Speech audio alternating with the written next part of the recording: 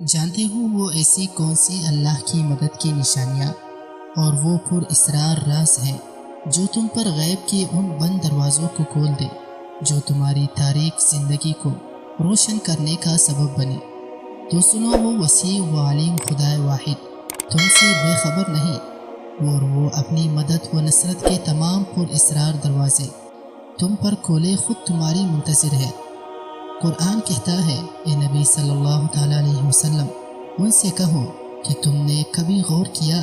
کہ اگر اللہ قیامت تک تم پر ہمیشہ کے لیے رات طاری کرتے تو اللہ کے سوا وہ کون سا معبود ہے جو تم پر روشنی لاتے؟ اور جان رکھو کہ زمین پر چلنے والا تو کوئی ایسا جاندار بھی نہیں جس کا رزق اور جو اللہ نے اپنے ذمے نہ لے رکھا ہو،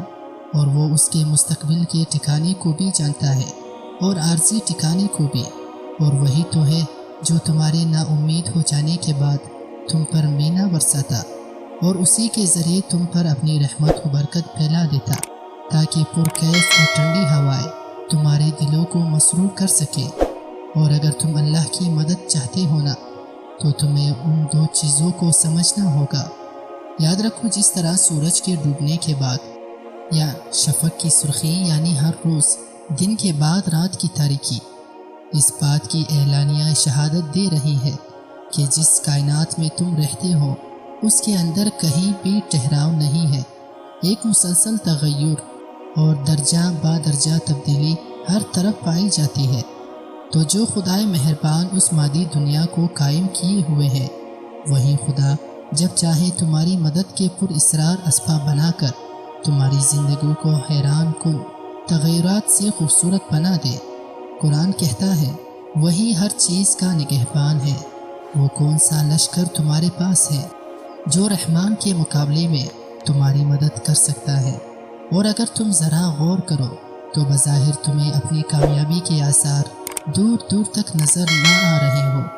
وہ تمہاری مخالف کے طوفان ہر طرف سے اٹھ رہے ہو، اور تمہیں یہ لگتا ہو تمہارا ہر منصوبہ فیل ہو رہا ہے، تو جان رکھو بسا اوقات تم ایک کام اپنے منصوبے کے مطابق کرتے ہو اور سمجھتے ہو تم نے ٹھیک نشانے پر تیر مار لیا، مگر نتیجے میں یہ بات ثابت ہوتی ہے کہ اللہ نے تمہاری ہی ہاتھوں سے وہ کام لیا جو تمہارے منصوبے کے خلاف اور اللہ کے منصوبے کے عین مطابق تھا، اور یہ سب اللہ کی پر اسرار مدد کے تحت ہوتا ہے، اور انجام کار اللہ کا منصوبہ ہی تمہارے لیے عزت اور سکون کا باعث بنتا ہے۔ اللہ خود فرماتا ہے، اسی طرح ہم نے یوسف کے لیے اس سرزمین میں قدم جمانے کی صورت نکالی اور اسے معاملہ فہمی کی تعلیم دینے کا انتظام کیا۔ اللہ اپنا کام کر کے ہی رہتا ہے مگر لوگ نہیں جانتے۔ یاد رکھو، کامیابی اور ناکامی اللہ ہی کے ہاتھ میں ہے، اور توکل اللہ کرنے والوں کو ایسی غیر معمولی تسکین عطا ہوتی ہے جو تمہاری زندگی کی ہر مشکل کو آسانی میں بدل دیتی ہے۔ جانتے ہو، نبی کریم صلی اللہ تعالیٰ علیہ وسلم نے ایک بات بہت پیاری فرمائی، دیکھو انسانوں سے تم مانگتے ہو کچھ تو ایک دو دفعہ اس کے ماتھے پر طویری پر بل پڑ ہی جاتا ہے کہ یہ کیوں مجھ سے سوال کر رہا ہے۔ اب چاہے وہ بعد میں تمہیں کچھ دے ہی دے لیکن اس سے ناگوار گزرتا ہے، تو تم اس سے مانگو جو کہتا ہے کہ مجھ سے مانگو، کیونکہ وہ رب تو ایسی پاک ذات ہے جو تمہاری فریاد کا انتظار کرتا ہے، وہ عطا کرے تو رحمت، محروم رکھے تو حکمت۔ اور اگر تم ڈھونڈ رہے ہو اللہ کی حقیقت کے وہ خاص پر اسرار راز جو تم پر مدد کے سارے دروازے کھول دے، تو یاد رکھو جب تم عالم اسباب میں اپنی ساری تدبیریں اللہ سے ڈرتے ہو، قانون فطرت کے مطابق اسی طرح اختیار کرنے لگو کہ جس طرح اہل دنیا کرتے ہیں، مگر تمہارا بھروسہ اور توکل اپنی تدبیروں پر نہیں بلکہ اللہ پر ہونے لگے، تو سمجھ لو اللہ جو خفیہ وسیلوں سے تم تک اپنی مدد پہنچانے والا ہے۔ قرآن خود کہتا ہے، اور جو اللہ سے ڈرے اللہ خود اس کے لیے کشادگی پیدا کر دیتا ہے، اور بے شک اس سے ڈرنے والوں کے لیے بڑے اجر ہیں۔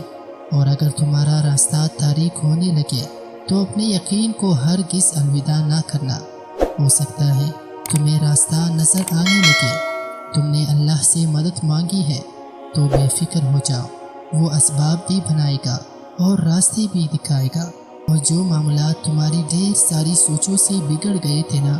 اللہ انہیں اپنی پر اسرار مدد کے ذریعے بہت جلد سنوار دے گا۔